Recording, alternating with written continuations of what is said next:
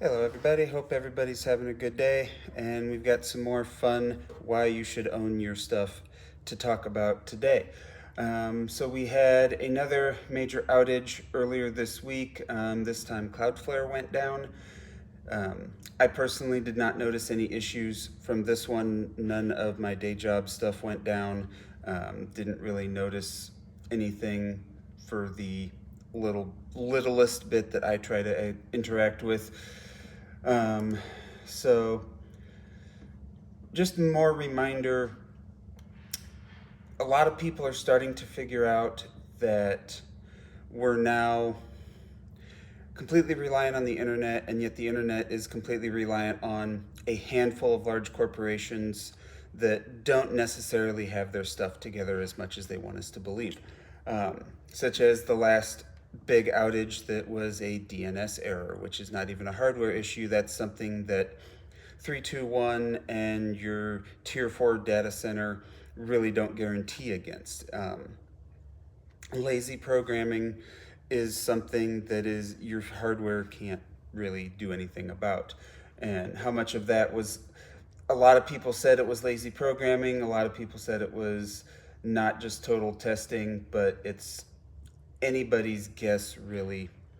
Um, they don't really post a lot of their findings publicly for good reason. And then I saw as well today, came across that Google has supposedly told employees they need to double every 6 months in order to keep up with the AI scaling. Um, I saw this list of degrees that the White House no longer considers professional, and pretty much all of them just happen to also be on the list of jobs that AI will take over in 10 years. Um, this is coming to a head, and it's not going to be Skynet. Um, so, again, when you physically own it, it's yours. Um, don't, like, you can't not rely on the internet. That's kind of the problem. But I can tell you, having that library room set up, the kids spend just as much time down there as they do with their tablets and as they do watching whatever they want to watch on TV. Young people do still gravitate to this. They're just being hit with so many different ways and so many different ads and memes telling them that that's old and it's not the way it should be done anymore. Um, but to a degree, also, not just the Windows 11 stuff, but also how we've seen hard drive prices go up, RAM prices go up. Like, computers are starting to be priced out of households again. And the computers that households can afford aren't really worth that much.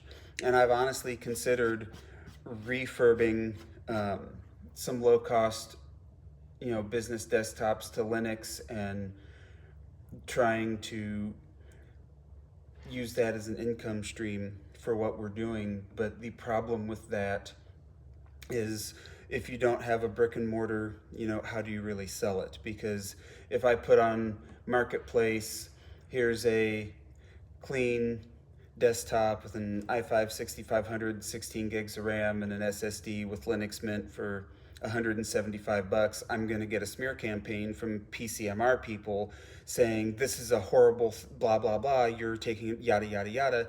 The people that actually would need that and would see that as what they're looking for to suit their needs are going to be very unlikely to see it, because of the people that believe that you should only have a 5090 and you should only have the latest and greatest and those off-lease desktops and all of that. The smear campaign from the people who don't need those really makes it hard to, like, get that out to the people that could actually do it, because a lot of what I see retail wise is complete garbage.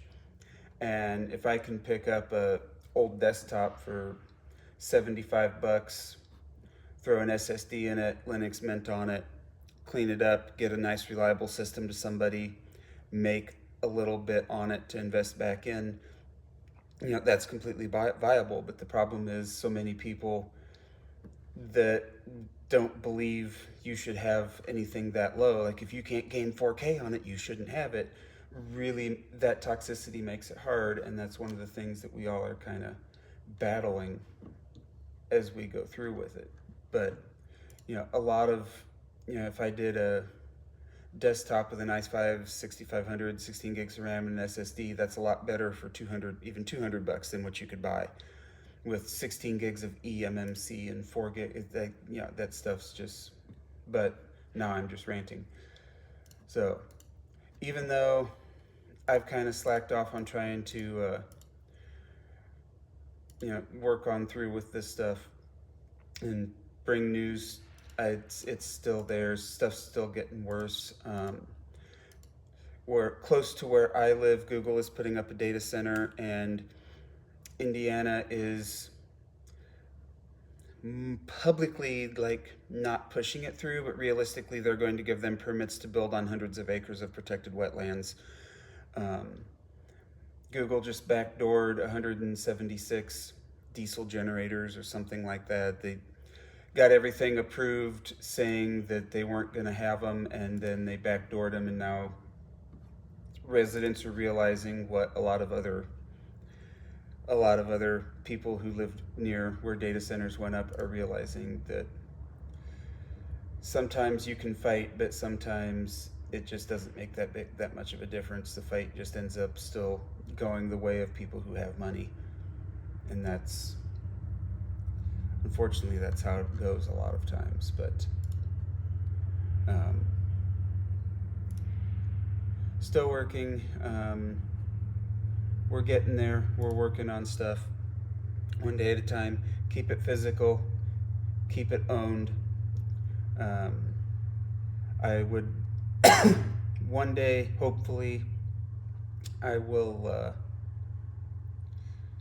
be able to figure out how to build like a database or an actual catalog, and we can kind of get with that. But even with ChatGPT and AI, when you're just trying to do that like on your own and not spend thousands of dollars on an already released product, it's really, really difficult to even just get started off the ground. So we've got the train layout started. Kids have been too loud to get any video footage of it, but eventually we'll get some video on it. And there's a lot of cool stuff with how some of that works. There's a lot of STEM stuff. I don't like calling it steam when we talk with trains, because it kind of gets confusing, because yes, a steam engine, but it's also all that stuff. So a lot of cool stuff. A lot of cool stuff that I'm kind of keeping my eye out to try to find some affordable version of. It's like how their air chime whistle worked, and how reverse units worked, and like there's so cool stuff that really shows you the engineering that they had back then. So, but yeah, this is what I got for this ramble. So thanks for hanging out. Catch you next time.